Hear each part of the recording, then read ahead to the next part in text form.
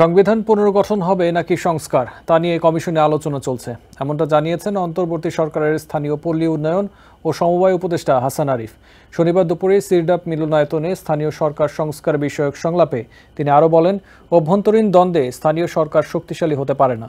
উপদেষ্টা বলেন, অন্তর্বর্তীকালীন সরকার সংস্কার কাঠামো তৈরি করে দিলেও সেই কাঠামো বা সংস্কার ভবিষ্যতে টিকবে কিনা তা নির্ভর করবে নির্বাচিত সরকারের ওপর।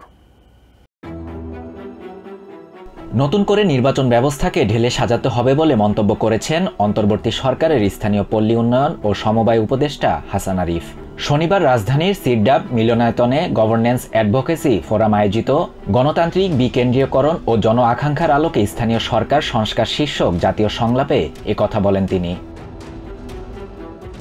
নির্বাচন প্রক্রিয়া সক্রিয় ও উন্নত জায়গায় নিতে হবে এমন তাগিদ দিয়ে স্থানীয় সরকার উপদেষ্টা বলেন, গত 15 বছরে যে নির্বাচন হয়েছে এক কথায় তাকে নির্বাচন বলে না। উপদেষ্টা আরও বলেন, নির্বাচন ব্যবস্থা সম্পূর্ণভাবে ধ্বংস হয়ে গেছে, আবার নতুন করে নির্বাচন ব্যবস্থাকে ঢেলে সাজাতে হবে। সেটার দায়িত্ব কমিশনকে দেয়া হয়েছে এবং সেটা যোগ্য হাতেই দেয়া হয়েছে। হাসান আরিফ বলেন, বিচারক নিয়োগ প্রক্রিয়া স্বচ্ছ করার দায়িত্ব নির্বাচিত সরকারের, যারা সংসদে থাকবেন তাদের। সুতরাং দাবিটি তাদের কাছে করা দরকার। দাবি দেওয়াগুলো রাজনৈতিক দলের কাছে করতে হবে, তাদের কাছ থেকে রোডম্যাপ নিতে হবে। তিনি বলেন, দেশের মানুষ স্থানীয় সরকারের ব্যাপারে বেশ সচেতন। জেলা পরিষদ অনেক পুরনো একটি কাঠামো, চাইলে এটি বাদ দেওয়া যাবে না। ঢাকা থেকে বেরিয়ে জেলা উপজেলাতে বিকেন্দ্রীয়করণ করতে হবে। শাহরিয়ার শাফাত, TVN 24 news desk. New York থেকে সম্প্রচারিত TVN 24 টেলিভিশন বিশ্বজুড়ে বাঙালির কণ্ঠস্বর।